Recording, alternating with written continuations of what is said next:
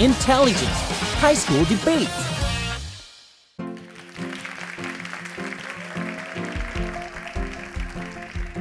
Hello and welcome to Intelligence High School Debate. I'm your host, Seo Mi-sorang. So this is it. Today is the day that we determine the very best Korean high school debating team. Now, all 4 finalist teams have worked very hard during this 3-month journey. They've demonstrated ability to think outside the box and talk very fast and very convincingly. But of course, there can only be one champion. So who will it be? We'll find out in just a sec. But first, here are the rules for this program. This tournament adapts the British parliamentary style. The debate consists of 4 teams of 2 speakers with 2 teams on either side of the case. Each speaker should deliver a 5-minute speech, and teams gain points individually, even if on the same side. The first and last minute of each speech is protected from the point of information. Time now to meet our students. Teams and sides are chosen by drawing lots, so each team, please randomly select a scroll. It will have your team position written on it. First up are the students from Hankook Academy of Foreign Studies, Kim Jae-yeon and Kim Bo-ah. They've chosen closing government. Next up are Daeil Foreign Language High School students, Moon Ga-bin and Kim Jun-sik. Opening opposition. Continuing on, Korean Minjok Leadership Academy students, Park Jin-ah and Han Ye-ju. They've selected opening government. And finally, students Kim Soo-min and Lee Hyun-soo from Anyang Foreign Language High School. Closing opposition.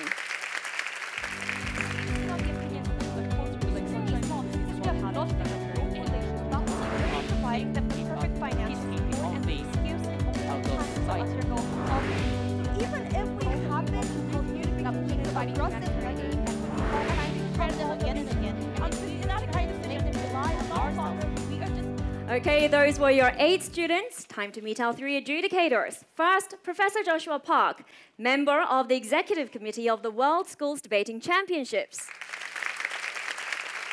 We're also joined by Michael Dunn-Gokshin from England, former #1 ranked debater of the World Universities Debating Championship. Next up, Professor Tepper Sinamgan from Thailand, convener of the World Universities Debating Championship. And last but not least, we're also joined by 50 audience judges right here in the studio. They'll be turning their lights on when they agree with what the speaker is saying. Okay, enough from me. Let's find out the motion for today's debate. Korea is the only divided country remaining in the world. With hopes for peace, 2 nations adopted a historic joint declaration on June 15, 2000. Despite that, North Korea is persisting on nuclear development and continuing provocations. To mend the relationship, some claim that the South should revive its soft-handed policy, a.k.a. the Sunshine Policy. However, others oppose by citing the grave threat posed to the Korean Peninsula. Should the South Korean government take a softer approach for a peaceful reunification? This House would support the revival of the Sunshine Policy.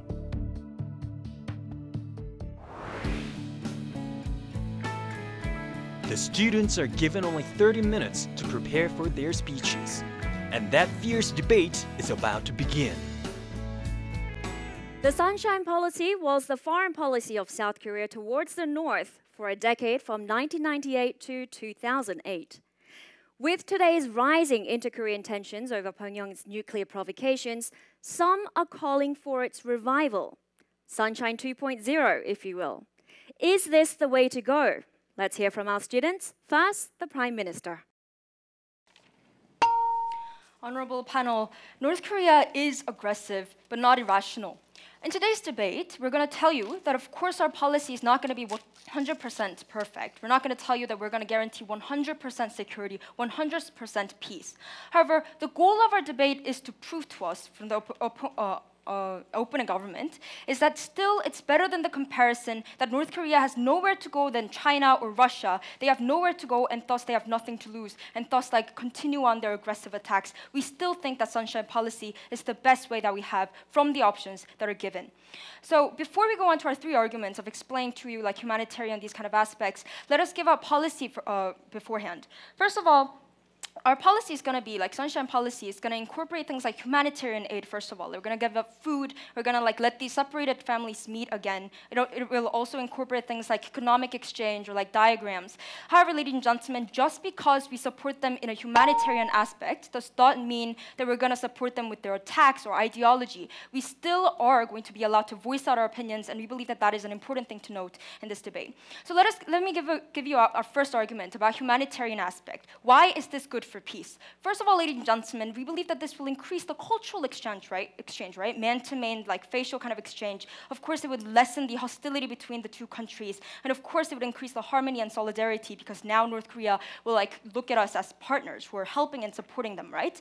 Note that when like John Kerry of like America like pronounced that North Korea was one of axis of evil, as international like society increases the hostility, more attacks of North Korea's were held. We believe that such kind of like peace would be maintained if we now like give out more friendly, kind of intimate kind of approach to North Koreans. But even if they say, this is like the most strong opinions that we assume coming from the opposing team, even if you say that the money will go to the military, for example, we still think that this is good. Why is that so? First of all, ladies and gentlemen, we believe that this gives out more legitimacy in talking about North Korea because currently in the status quo, we believe that the voice of South Koreans in the international society, like voicing out the opinions for North Koreans are extremely small because we have nothing, like no correlations, like no linkage at all.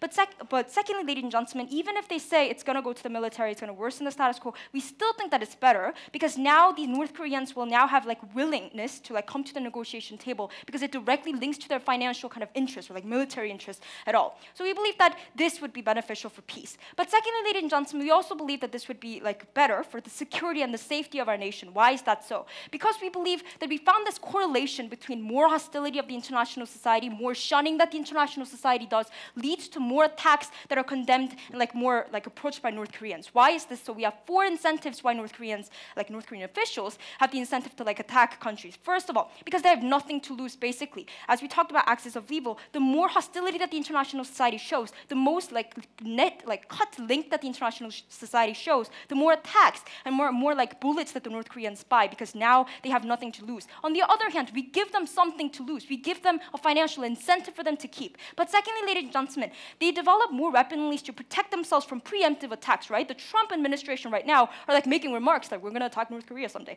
Those kind of like remarks basically, ladies and gentlemen, incentivizes North Korean officials to like protect themselves and like safeguard themselves with more weapons. Thirdly, ladies and gentlemen, these people want to show their power and show the connotation that they still stand strong regardless of the international society's like kind of approach towards them. So we believe that by these incentives, we believe that by increasing the intimacy, increasing familiarity, and lessening the hostility leads to less attacks, more security on our side. We believe that this is continually like at the end of the day beneficial. And our last argument is about leverage, our government taking more leverage. Because the comparative, ladies and gentlemen, it's important to note that the comparative isn't isolated hermit kingdom of North Korea. Why is that so? Because there's so many alternatives that the North Koreans can go to, as we see in the status quo. China and Russia are like best friends of North Korea. Why is this so? Because these countries have a direct incentive to keep the anti-US sentiment and anti-democratic like sentiment and connotation among the Northeast Asia Peninsula.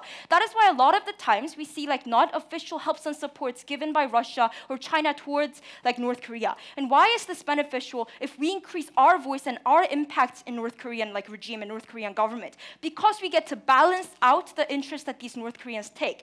The reason why it's very hostile and it's very dangerous for China and Russia to be the only entity who are supporting and continuing communication within North Korea is that these countries have no like kind of like interest in like keeping the peace of Northeast Asian Peninsula, like keep for example like friendly kind of intimate security between South Korea and North Korea. However, we do. Now we balance out the voices. So at the end of the day, ladies and gentlemen, we bite three rabbits: peace, security, and ethnic humanitarian duties. We buy that. That is why we're so proud to propose. Thank you. Okay, that was the Prime Minister arguing for the motion, so arguing that the Sunshine Policy should be revived. Let's see how many green lights have been turned on for the Prime Minister. 32 out of 50. Well done. We now move on to the opposition bench, the leader of opposition. Ladies and gentlemen, there is a saying, nice guys finish last. Do we as the opposition will not let Korea be the one to finish last in this debate today? Now, before moving on to our three arguments, we'd like to give some rebuttals to the proposition side. First, they talked about humanity and how cultural cultural exchange is very important in the status quo. Yes, ladies and gentlemen, we do agree that cultural exchange is a very important aspect in our society today. But however, we do not think that cultural exchange can only be succeeded if we implement the Sunshine Policy. What we mean to say is that Sunshine Policy is not the only way in order to achieve cultural exchange. For example, ladies and gentlemen, we can divide the format of policies in which we treat North Korea. For example, in the field of culture, we can be less intimidating. We can be more friendly. We can be more amiable towards them, so that we can promote cultural exchange more. But however, in the field of military or the difference of ideologies, we will differentiate our opinions very much, and in a clear extension, so that confusion between ideologies or situations like that will never happen. And also, ladies and gentlemen, what the proposition talked about was how providing support for them could actually bring peace. Bring peace to the relation of our two countries. But however, we like to state the example of the conflict in the Sea of Yeonpyeong 2 times during the period in which the Sunshine Policy was implemented. In those 2 conflicts, the North Korea and South Korea were not able to communicate on the basis of which the Sunshine Policy was supposed to be based on, and we believe that these negative results led to a significant situation that shows us the danger of military conflicts between the 2 countries. Now, moving on to our 3 arguments, which is about the side effects and the ineffectiveness, and thirdly, the global isolation. Now, firstly, about side effects. We believe that this policy can bring huge economic harm to the South because, ladies and gentlemen, this policy, when it was implemented, it was very infamous for scooping up all our money from the South and giving it and placing it into the hands of North Korean people. It is very clear to see that the financial support we provide for North Korea is very uncomparable to the amount of financial support or financial exchange that we receive from the North Korean people. Therefore, it's very unfair, unjust for the people of South Korea, who will have to pay their taxes, who will have to sacrifice their possibilities of receiving welfare or receiving other welfare policies for their own benefit. No, ma'am. We do not see the reason why we had to undergo this huge economical loss when there aren't any practical benefits for us. And what's more, the burden goes upon the civilians. Yes, ma'am. Don't you think that at least we can do our true moral responsibility for those living in for the North Korean citizens? As I said in my previous speech, ma'am, we can achieve those moral duties by dividing the policies of culture and military, and I think that was an answer to your POI. Now, moving on to the abuse of monetary support. If we give all this huge amount of money to the North Koreans, we do not believe that we can risk the chance of being so naive in believing that they will use all this money to give to all their poor people and improve their economical situation or whatever. Because judging by the current North Korean political forms in which people in power are centered on, we do not believe that there exists a high possibility of that money going directly to the people who really need it. Now, moving on to ineffectiveness in preventing conflict or war. Clearly, the most critical issue in addressing North Korea is the nuclear weapon issue. And this policy is not the most effective method in persuading North Korea to give up their weapons, because we're only providing them the perfect financial support and the excuse and only the time to undergo all the experiments to develop their nuclear weapons. We can often hear on the news that North Korea is pretty much undergoing experiments every few months, and we believe that this is not the result that we are aiming for. And having said that, I'd like to wrap up my speech. Thank you. Okay, that was the Leader of Opposition arguing against the motion, so arguing that the Sunshine Policy should not be revived. Let's see how many lights have been switched on for the Leader of Opposition. 24 out of 50, so a little bit less than the Prime Minister. Back to the government bench, the Deputy Prime Minister. It's ironic that their response to most of the substantive material coming from Prime Minister is that we support cultural exchange, but not the support of the military. We think the Sunshine Policy is exactly that, because we already defined for you that Sunshine Policy is about having humanitarian aid, but that doesn't mean that we can't speak against their ideology. That doesn't mean we can't say no when they attack. We think that there's a crucial difference, but we think it's at least better on our side because it gives us more legitimacy when we do speak out against them. Because what North Korea thinks of South Korea right now is that they recognize us as an entirely separate power who wants to meddle with them, who wants to intervene, despite the fact that we're not doing anything for them, despite the fact that we have no correlation for them. So we think we create more legitimacy for that kind of intervention, for that kind of words to happen on our side. But let's give a few responses to the entire substantive of opposition side. First of all, they said that there's going to be the side effect that people are going to have to spend money. First point of response, we think that there are a lot of instances in which citizens do have to spend money on things that might not necessarily directly benefit them. That is, we think the reason why we spend money on things like the military is for the protection of citizens, which might not have benefits in the short run, which might not have direct benefits for citizens, but nevertheless we do these kinds of things. We think that those are the instances in which Prime Minister already explained to you why this is going to be beneficial for peace. Yes? Then are you stating that the people who are not ready to help other people and themselves suffering from pain or suffering from many kinds of famine, they should help other people too? That's not what we're saying. We're saying that tax money should go there. As to how that tax money should be distributed, we don't necessarily care. We don't think that's the crux of this debate. But secondly, we think that this policy of Sunshine Policy, according to their logic, is not very different from humanitarian aid that South Korea already does in the status quo out of the morality that it feels. We think that there are still institutions like KOICA who are trying to help other nations as of now. We don't necessarily understand why they're willing to exclude North Korea from that particular ground.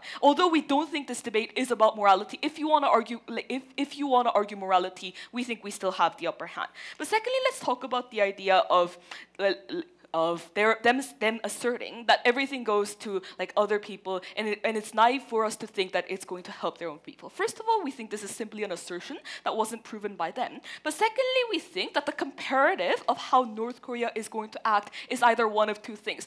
Either, number one, they're going to exploit their own people in order to get the benefits they could not get out of this. That is, if they want to still develop things like nuclear weapons, if they are as aggressive as you want to characterize, we think they still want to do this, and we think they exploit their own people. But secondly, and more importantly, we think a much more likely scenario, as our Prime Minister has already explained, is a situation in which North Korea wants to get support from countries like China, countries like Russia. And we think it's important that Korea has a voice in what North Korea does, that North Korea is still willing to ask for Korea's opinion, come to the negotiation table, and talk to us, rather than simply isolate them and be left with China and Russia. And secondly, their idea of how this is going to be harmful is the idea that North Korea would still be able to attack. We think that this debate is about comparatives, because we can't possibly see a world in which North Korea is never going to attack South Korea. That is, we have to talk about what makes it much more less likely for them to attack South Korea. Prime Minister already gave you an analysis as to why North Korea has all the incentives to attack in the status quo. Firstly, because they have nothing to lose. Secondly, because they already feel at the point that all of the countries in the world are hostile to them, they think that they can gain more by attacking. We think we combat that by saying that attacking is not necessarily in your interest, that you can get things in your interest without attacking. We think we provide an alternative solution for North Korea rather than simply attacking. But secondly, we already characterized that North Korea may be aggressive but not irrational. That is, at the point that we make the cost of attacking much more greater than the benefits that come from attacking, we think it's much less likely that they're going to attack. We get these preemptions and preventions on our side. You don't. We think opposition bench on the entire level have failed to engage with us on this level. But thirdly and finally, we think that even if they do attack, what it looks like to the world is different. Because what the battle between North Korea and South Korea looks like to a complete stranger or the international community as a whole is basically these two countries are hostile to each other and therefore they attack. We think we changed that dynamic by saying that despite the fact that South Korea was very familiar, despite the fact that we were were friendly, North Korea was the aggressor. They are the ones who are attacking first. We think that that garners the support within the international community. So even in their best case scenario, we think we still have the upper hand. We're very proud to propose. Okay, that was the Deputy Prime Minister arguing for the motion and laying out the reasons why the Sunshine Policy should be revived. Let's see how many lights have been switched on. 34 out of 50, putting the total for the opening government at 66 out of 100. Well done. We move on to the Deputy Leader of Opposition. Ladies and gentlemen, Sunshine Policy, which its purpose is to provide financial support to North Korea, to bring North Korea into the global society, has a very good intention. We both agree on that. However, ladies and gentlemen, it's not very effective. Quoting a famous line, history does not lie, we have seen from the effort of our previous governments with the North, and ultimately that the Sunshine Policy has failed to achieve the initial intention with North, and ultimately provided capital that actually led to the deeper isolation of the North, for example, developing nuclear weapons. And with the North Korea's firm stance of creating a nuclear weapon and not giving it up, we believe that just giving capital has an appointed future, which is deeper isolation. And before moving into our third argument, first I'd like to rebut to what the government side has talked about. First, they have talked about how we can create a peace in the global society, and how we can increase harmony and solidarity, and etc. However, ladies and gentlemen, as we can see from the history, however, as we can see from the history, although South Korea has provided support to the North, we have experienced a Yonpan conflict where the North has infringed the territory of the South, and which clearly proves that this has not been effective in the first place. On that point, and second, if they have talked about how even though it goes to the military, it is still good because it gives legitimacy to our side. However, ladies and gentlemen, neglecting the safety of the global society also is not the duty of the government that we're trying to face today. If the money goes to the military, which will basically lead to the developing of the nuclear weapons, it will threaten not only Korea but also the peace of the global society. And second, they've talked about how they will just come up to the table just because we provide capital continuously. But how, ladies and gentlemen, it is very naive of the government to say that, to think that they would just come to the table, because clearly they haven't in the previous government and they wouldn't in the future too. Now, also they've talked about how North Korea shouldn't only have Russia and China to rely on. And ladies and gentlemen, please keep in mind that we aren't neglecting the North. Rather, what we're proposing is that with the global society, is to work with the global society to bring North onto the table, because under our model, not only will we be trying to effectively trying to bring North Korea into the negotiating table, but also keeping the peace of the global society. Yes. Even in the status quo without Sunshine Policy, North Korea is still developing nuclear weapons. How is the Sunshine Policy possibly relevant to their stance? And ladies and gentlemen, as I've clearly mentioned, the money will ultimately go into the military, which will develop nuclear weapons. And what we're saying is that we shouldn't try to enhance the development of the nuclear weapons. What we're saying is that we shouldn't give the money that will ultimately be used in the nuclear weapon development. Anyway, they also talked about how giving legitimacy, how providing sunshine will give legitimacy to the South Koreans. And ladies and gentlemen, if North Korea were to listen just because we have legitimacy, this problem should have been solved like ages ago. And so what they're stating can be neglected. And what the government side also stated is that the government stated that North has many reasons to attack South Korea. For example, they have nothing to lose, and providing more money for them to develop nuclear weapons is just being contradictory in the status quo, because what the government side is saying is that we should give money that will ultimately go to the military, and at the same time they have more reasons to attack Korea. And plus, they have talked about how they are very fierce, but also at the same time they're not irrational. Ladies and gentlemen, this is again a big contradictory, as they have talked about how they're not irrational, and at the same time they're saying that there are plenty of reasons to attack Korea. In that sense, it's clear that the government model does not work and wouldn't work even in the future. And on to our third argument. The opening opposition had advocated that Sunshine Policy wouldn't be effective in solving the nuclear weapon problem and would cause many negative side effects, as our previous speaker has mentioned. Furthermore, the Sunshine Policy can cause a global isolation of South Korea, as the world now is enacting a strong stance to go against North Korea's nuclear weapons and facility. And seeing that the global society is moving to enforce sanctions on China, the country that only supports North Korea financially, and as we can see, is causing conflict in the global society. And what we're proposing today is that we should not follow China and just to provide North Korea with nuclear weapon development capital. What we're saying is that we should work with the global society to actually enhance not only North Korea's development, but also for the safe peacekeeping of the global society. And ladies and gentlemen, as we can see, as further the development of the nuclear weapon increases, the North Korea is continuously firing missiles at Japan and even threatening America. And what we're saying is that we shouldn't do this.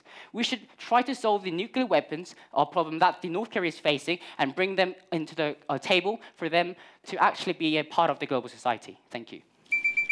Okay, that was a deputy leader of opposition arguing against the motion, so arguing that the Sunshine Policy should not be revived.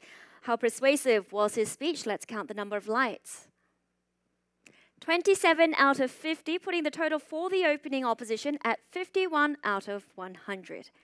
And that concludes the top half of today's debate. Before we continue, let's ask our 3 adjudicators on how they saw the debate so far. Professor Joshua Park.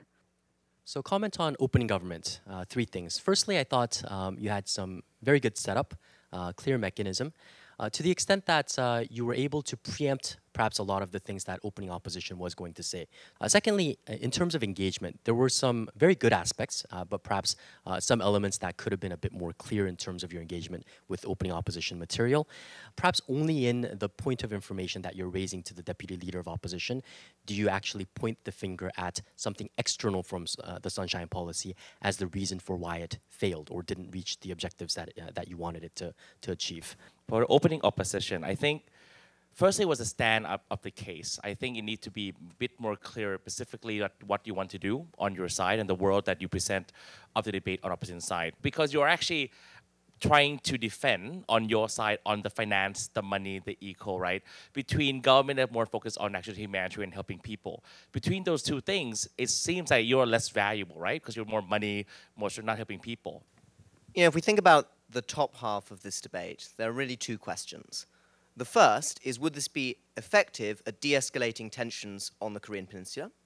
And the second is this something that the government has a right to do in terms of expending resources and engagement with a regime that in many ways is reprehensible?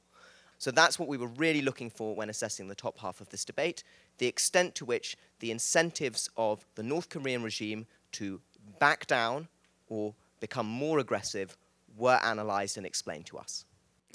Thank you for your feedback. We move on to the closing half of today's debate, and for that, the member of government. Ladies and gentlemen, we want peaceful and independent unification to happen on behalf of the South and North Korean citizens. While as opening government focus on how this leads to peace without really contextualizing how this would actually lead to humanitarian help and peaceful unification, we're the ones who are going to actually contextualize and focus more on the aspect of exactly what kind of unification we want at the end of the day. So one thing to clarify, we're not okay with money going into the military. We believe that we can now have effective measures of check and balances as a much more powerful country than in the past when we had the Sunshine Policy previously. That even with limitation, Mr. Madam Speaker, this is the best way to promote real unification in the interest of Korea, and what we mean by this would be dealt in my contentions furthermore.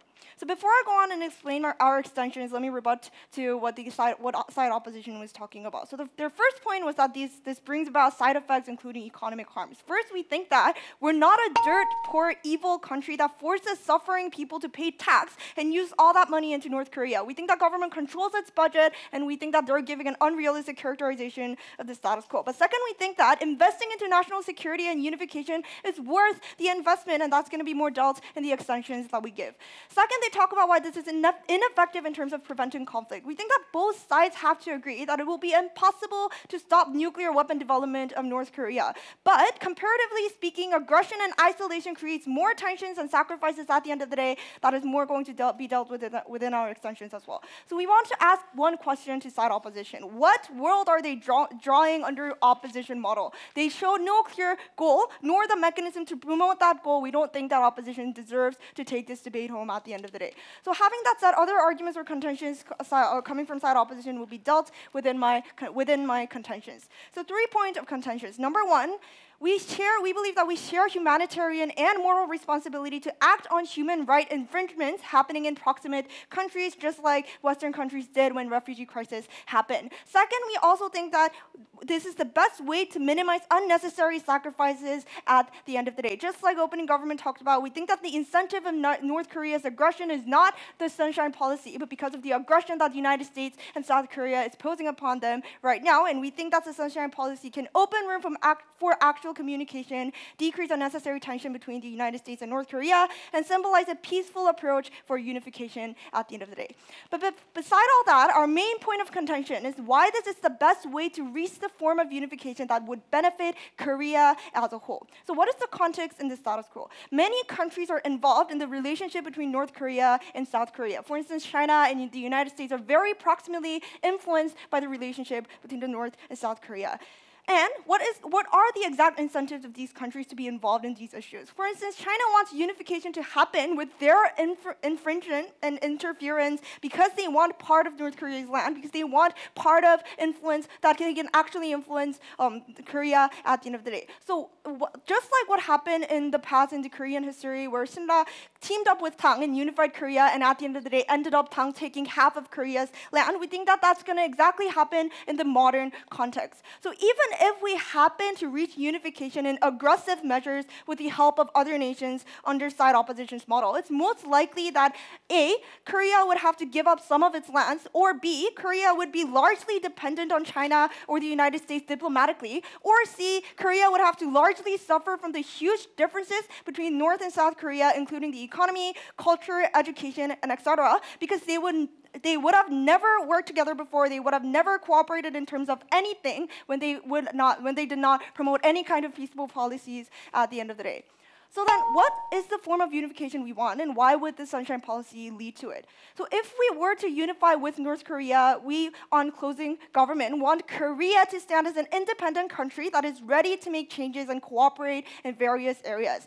And we believe that this can only happen with South Korea has been active and influential in the process of unification. And the only way to increase South Korea's influence and increase communication is the Sunshine Policy, we believe. Without it, the influence of United States and China is inevitably stronger than us, because obviously those two are the world's powers. And the way that we can increase our influence is to take advantage of our geographical proximity and our position as one nation with North Korea. And we think, therefore, we should promote peaceful relationships and increase our influence on their economy and actually gain chances so that we can actually share some cultures, languages, and whatnot. And we think that even if it takes long, even if it's a hard process, we want independent unification to happen at the end of the day. We want Korea to stand as an independent country even after unification happens. The only way to do so is peaceful negotiations. We are more than proud to propose. Okay, that was a member of government arguing for a Sunshine Policy, according to the speaker. Let's count the number of green lights. 30 out of 50. Well done. The member of opposition, it's your turn. What world we want to make in today's debate is unlike the government. We want a world with peace, but unlike the government, we want the world of peace that has no possibility that one day can easily change into provocations, easily change into attacks, and easily change people to go into fears. And I would like to further explain it in my speech about unification. So, ladies and gentlemen, we, the closing opposition, strongly oppose today's motion on the stance that Sunshine Policy would not effectively work. And in the closing half, I would like to also, like the closing government, would like to issue the importance of unification. But before moving on to my speech, I would like to give some rebuttals to the overall government side. So first of all, when they say about money given to the military, they say it will bring good results, developing missiles, developing nuclear power, and using these aided money in developing military indicates that provocation towards Korea, possibility of North Korea making unknown attacks, unknown provocations will also increase. We want to inform that these provocations right now in Korea, our citizens are actually in such fear. We, by policy, ladies and gentlemen, are made in the interest of our citizens. Our citizens are actually really fearing these kind of provocations that the North Korea is putting to us. We really want to question if this is actually increasing the security of our nation. If this is actually increasing our nation, we want to ask them how our people are actually in fear. And second of all, they say that North Korea is not irrational. North Korea, as they said, they have nothing to lose. And this mind itself can lead them to making irrational decisions. They have, and actually they have showed it. No, thank you. Undue attacks towards South Korea's ship, missile attack, consisting development of weapons and nuclear power, even though they know that we, South Korea, but not only us, all the nations around them do not really want them to keep on developing these kind of forces and these kind of weapons. They keep showing it, and they keep trying to go for their actions. And third of all, I would like to inform all the floor members right here that inadequate decision leads to a disaster, not peace like the government wants to seek. Ladies and gentlemen, when the government really wants peace, when they really want to try peace, why do they agree in North Korea, the nation that are most concerned for making undue amounts of weapons, the nation that are known for nation that is known for just enforcing their military forces, right now, even though without aiding them, they're actually making more weapons, as they said. When we do not think of how they can abuse these kind of possibilities, then they can abuse their weapons one day, actually threat all the nations. This inadequate decision will no longer lead to peace, but actually in disaster. No, thank you. So moving on to my speech, ladies and gentlemen, our final point is that sunshine policy will not work. Sunshine policy, for what purpose are we trying to practice this policy? We say unification will be the final answer. Since North and South Korea share the same history, since we share the same ethnic blood, many people say unification is needed. Peace in Korea is needed. However, ladies and gentlemen, this sunshine policy will not bring the result that we are trying to seek, and we would like to prove it in two ways. First of all, looking at the conditions of unification, just undue aid, undue communication, and those kind of all supports does not actually bring unification. It does not bring practical unification. It does not help the both nations to become one, because North and South Korea right now are actually in a war state. That is the reality, which has been unended since 1953 till now. We've wanted to aid them. We wanted to try them, but that did not actually work. North Korea is heavily dependent on our aid, and when South Korea do not aid them, they continue to making provocations, such as shooting missiles, attacking our ships, which clearly indicates that unification is not something that is made by just effort. It's not something that made by goodwill, but it's actually a huge burden, huge task, which requires stable condition in both countries.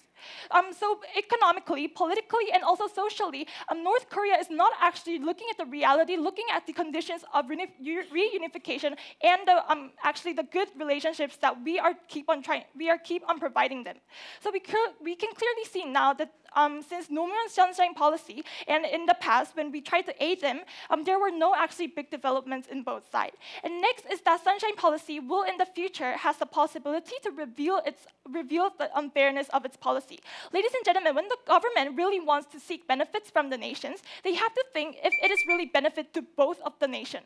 This sunshine policy, we South Korea, who are economically and socially more a stable state, are the ones who aid them, and North Korea are the ones who are receiving them. And this indicates that Korea is on top of North Korea, which can actually lead to abuse of our power in the future. And I'm very proud to oppose. Thank you. Okay, that was a member of opposition arguing against a sunshine policy. The number of green lights, 27 out of 50. Okay, we move on to the last speaker from the government bench, the government whip. Two goals that opening government is trying to pursue in today's debate, as well as probably all 8 debaters. Firstly, we're going to look further in the long term in which we can we can achieve a peaceful reunification in which the reunified Korea stands as a genuine independent state by keeping friendly relationships with North Korea and brushing off hostility. Secondly, also we are going to act as a humanitarian country in which we share the same blood and same culture with North Korean people, in which we're trying to provide those humanitarian aids in order to help enhance the life quality of those suffering in North Korea from those unacceptable mistreatments from the government. Now, we heard a very unclear stance coming from both the opposition side today, in which they had no real clear distinction between the sunshine policy and between the isolation policy. We heard no mechanism at all. We had no logic in which how they can really try to brush off hostility, how they will try to make North Korea less aggressive or whatnot. And in that sense, we believe that we're the one who can promise a much brighter future for the reunified Korea, and also how we can instill the better symbol of sunshine policy at the end of the day. Now, directly moving on to our two clashes with Rebuttals Incorporated, which is firstly, will the sunshine policy be able to bring North Korea to the discussion table? Secondly, who can draw a better picture of a reunified Korea? Directly moving on to our first clash. So we have clearly pictured the characteristic of North Korea throughout history, how we were in best relationship with North Korea during the implementation of the sunshine policy.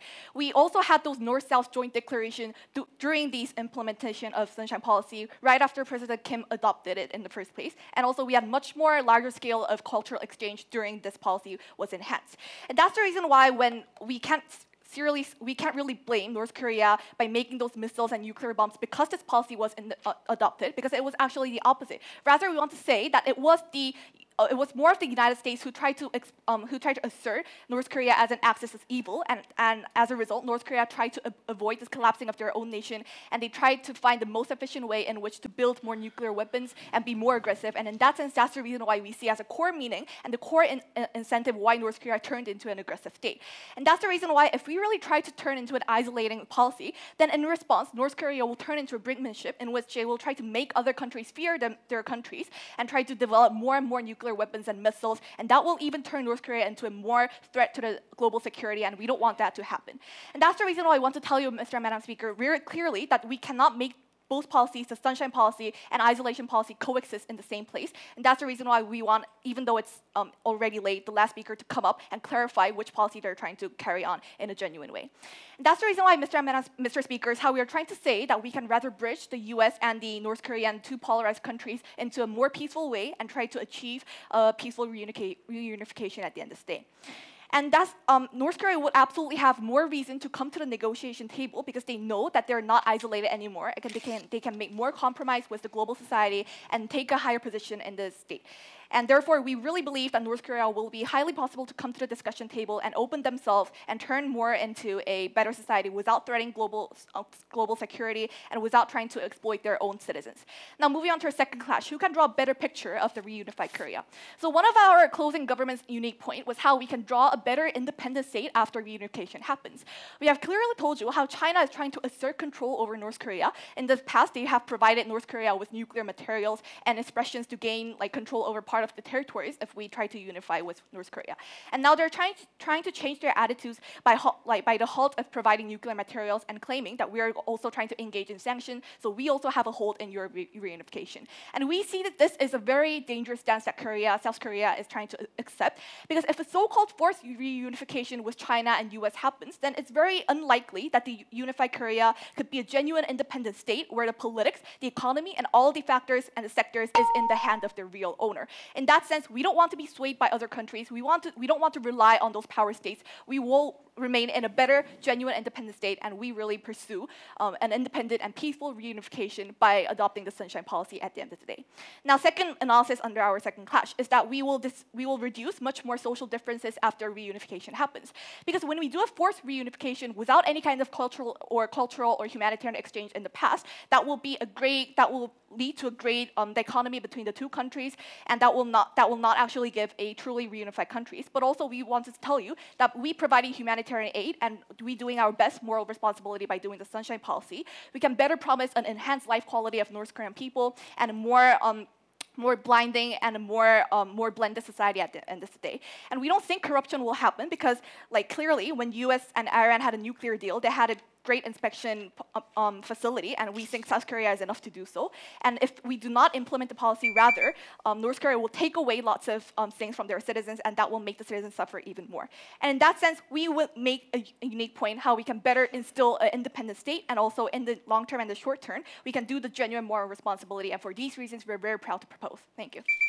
Okay, that was the government whip arguing for the motion. According to the speaker, the sunshine policy should be revived. So how persuasive was her speech? 29 out of 50, putting the total for the closing government at 59 out of 100. Okay, the last speaker of today's debate, the opposition whip. Ladies and gentlemen, nowadays in this cultural society, North Korea and South Korea is still divided. And as we know, as South Korea citizens, we are always suffering from danger and assault from North Korea. And as the opposition side, we believe that this sunshine policy is not an appropriate way to solve this kind of danger and the suffers that all citizens are facing in the 21st century. Before I move on to my clashes, I'd like to first make some rebuttals about the previous speaker. The previous speaker stated about the characteristics of North Korea.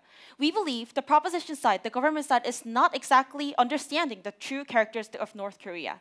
As we have seen for almost hundreds of years, we have seen that North Korea does not want to negotiate. Even though we have given them chances to negotiate and come together in the negotiation table, they ignored us and they did not want to participate together. They showed us only assault, they showed us only terrorism and bombs they are exacting about. And the second point they have mentioned, they said they will come to the negotiation table and then they talked about the better picture of a good nation. Let's think about the better picture of a good nation, a better future of Korea, maybe a union or a departed country. First of all, let's think about the point of the peace union. In the peace union, is this possible? We like to ask the realistic possibility. We, as the citizens of South Korea, we believe the peace union is the best way to solve this kind of division problem. However, is that true? Unlike other countries that have made other unions, it is different. We were divided for so long time and our economical and social environment is very different. Therefore, it is almost easy to say that it is impossible to make a peace union. Second, let's think about the point of independency. It will increase the dependence if we just make the sunshine policy go out. If we try to help them again and again, and if we try to make them rely on ourselves, we are just giving the chance to be more dependent, and we are just cutting their edge of becoming a developed nation after they can be independent of South Korea. And in this whole debate, the government side did not prove the positive effects of the sunshine policy. If they want to say that sunshine policy should be supported, they should prove why it is good and why it was good and why it was effective in the past.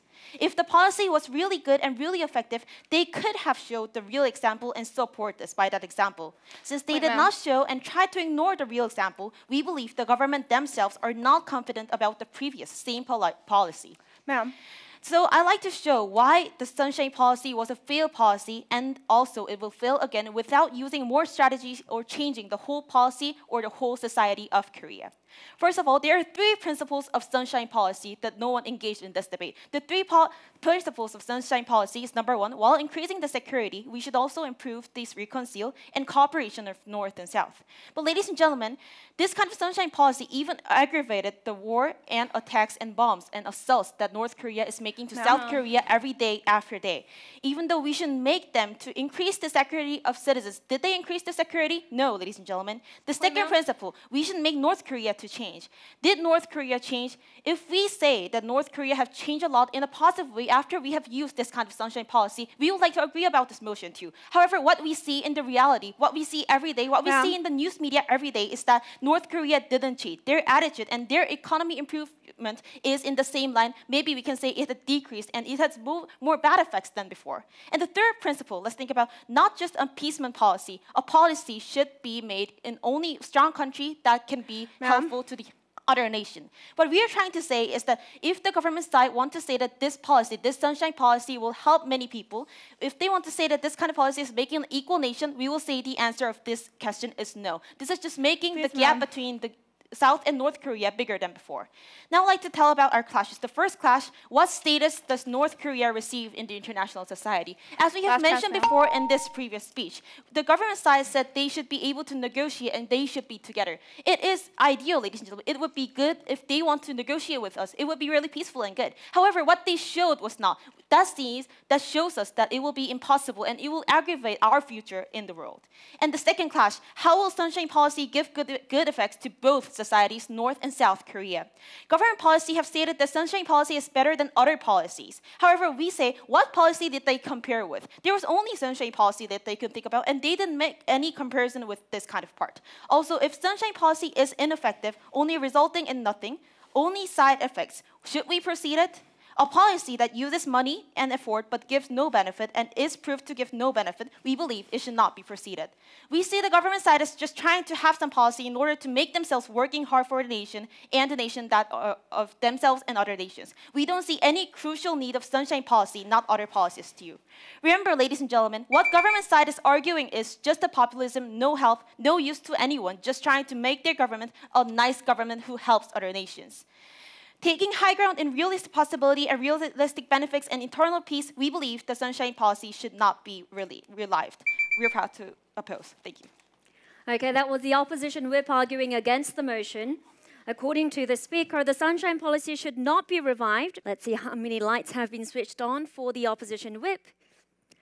39 out of 50, putting the total at 66 out of 100 for the closing opposition.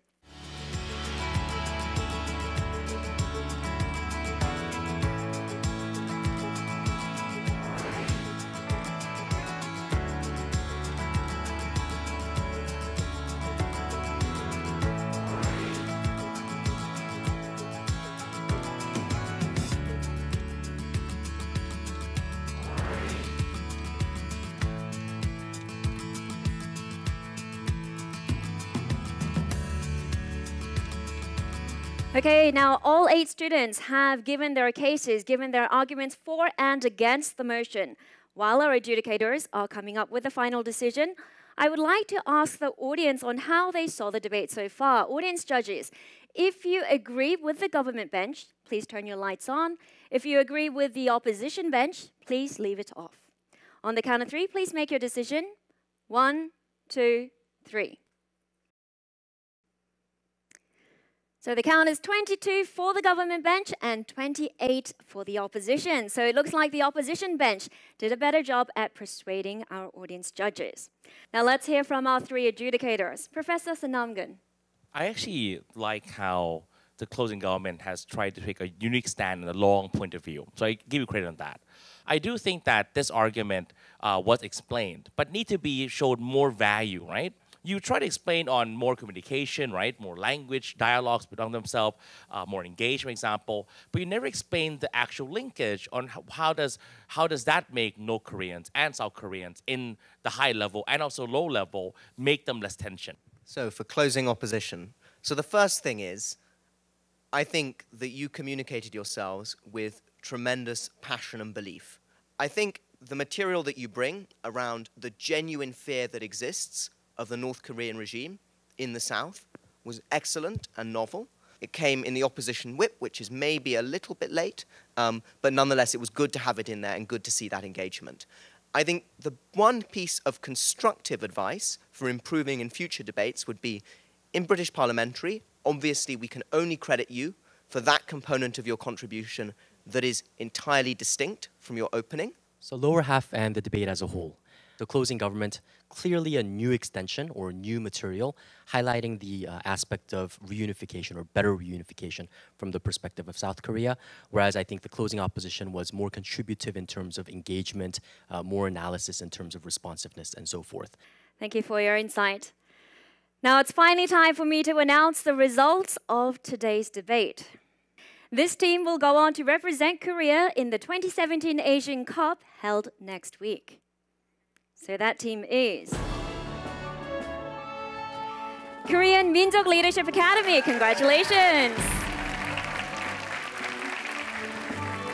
Congratulations. How do you feel? We're so excited, and I think everybody did such a good job. So like we didn't expect to take first place except for her. And she's so calm right now. I'm so excited. So thank you for the judges and the panels. Like thank you. So as Tina just said, did you expect to come first? She's lying. She's because lying. She's the one who expected it. But regardless of that, I thought it was like a wonderful experience to be debating with so many different teams on intelligence and to learn the BP format as well. Right. Well, congratulations once again. It's a huge milestone, and all the best for the Asian Cup next week. Thank you. And I think we can all agree that all 8 speakers did a fantastic job regardless of the results. Next week, we'll have the 2017 Asian Cup with representatives from Singapore, China, and Japan. So please do join us again to find out which country will be crowned the best Asian debating team. That's all the time we have for today. Thank you for tuning in, and goodbye.